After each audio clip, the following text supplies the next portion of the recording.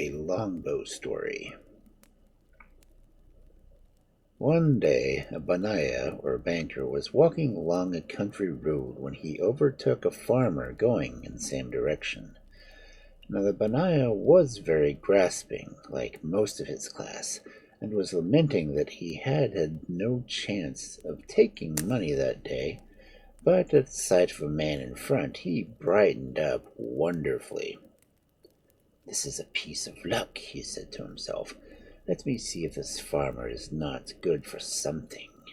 And he hastened his steps. After they had bid one another good day very politely, the Bunniah said to the farmer, "I was just thinking how dull I felt when I beheld you, but since we are going the same way, I shall find the road quite short in such agreeable company." "With all my heart," replied the farmer. "But what shall we talk about? A city man like you will not care to hear about cattle and crops." "Oh," said the Bunniah, "I'll tell you what we will do. We will each tell the other the wildest tale we can imagine, and he who first throws doubt on the other's story shall pay him 100 rupees. To this the farmer agreed, and begged the Bunniah to begin, as he was the bigger man of the two, and privately he had made up his mind that, however improbable it might be, nothing should induce him to hint that he did not believe the Bunniah's tale. Thus politely pressed, the great man started. "I was going along this road one day when I met a merchant traveling with a great train of camels laden with merchandise." "Very likely," murmured the farmer. "I've seen that kind of thing myself." "No less than 101 camels," continued the Bunniah, "all tied together by the nose strings, nose to tail, and stretching along the road for almost half a mile." "Well," said the farmer. "Well, a kite swooped down on the foremost camel and bore him off, struggling into the air, and by reason of them all being tied together, the other 100 camels had to follow." "Amazing, the strength of that kite," said the farmer. "But, well, yes, doubtless. Well, yes, 101 camels, and what did he do with them?" "You doubt it?" demanded the Bunniah. "Not a bit," said the farmer heartily. "Well," continued the Bunniah, "it happens that a princess of the neighboring kingdom was sitting in her private garden, having her hair combed by her maid, and she was looking upward with her head thrown back, whilst the maid tugged away at the comb, when that wretched kite with its prey went soaring overhead, and, as luck would have it, the camels gave an extra kick just then, and the kite lost its hold, and the whole 101 camels dropped right into the princess's left eye." "Poor thing," said the farmer. "It's so painful having anything in one's eye." "Well," said the Bunniah, who was now warming to the task, "the princess shook her head and sprang up, clasping her hand on her eye. 'Oh dear!' she cried, 'I've got something in my eye, and how it does smart!'" "It always does," observed the farmer. "Perfectly true. Well, what did the poor thing do?" "At the sound of her cries, the maid came running to her assistance. 'Let me look,' she said, and with that she gave the princess's eyelid a twitch, and out came a camel, which the maid put into her pocket." grunted the farmer.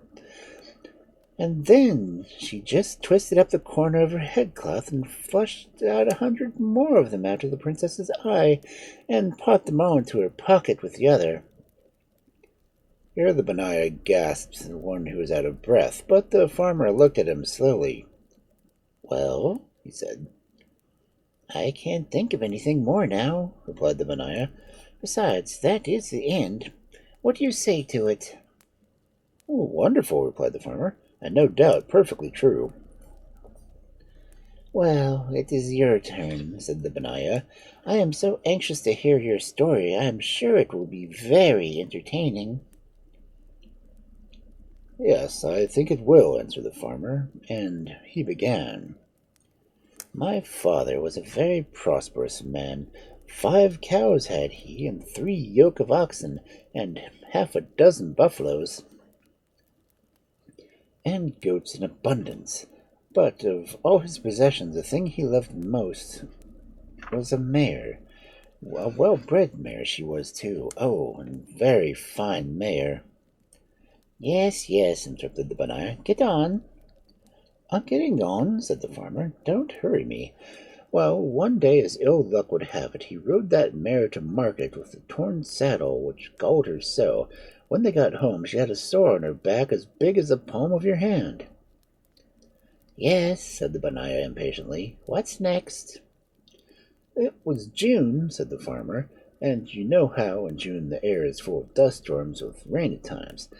Well, the poor beast got dust in that wound, and what's more, with the dust some grains of wheat, and with that dust and the heat and the wet, the wheat sprouted and began to grow.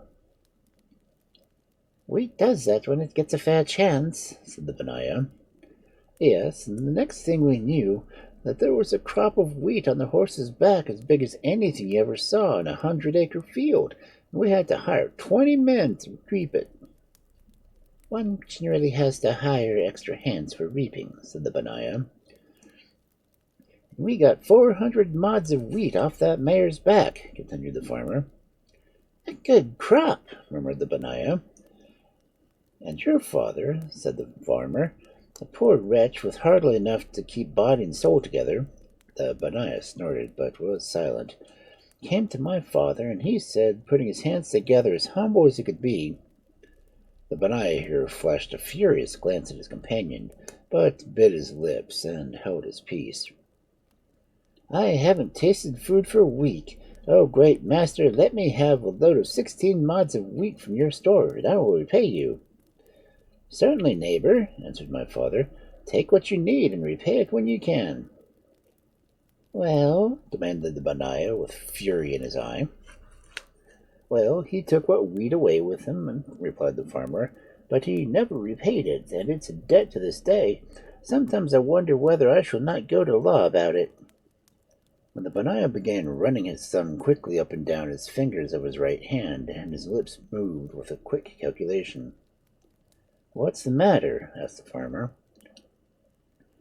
The wheat is a cheaper. I'll pay you for the wheat, said the Bunniah, with the calmness of despair, as he remembered that his own arrangement was bound to give the farmer 100 rupees.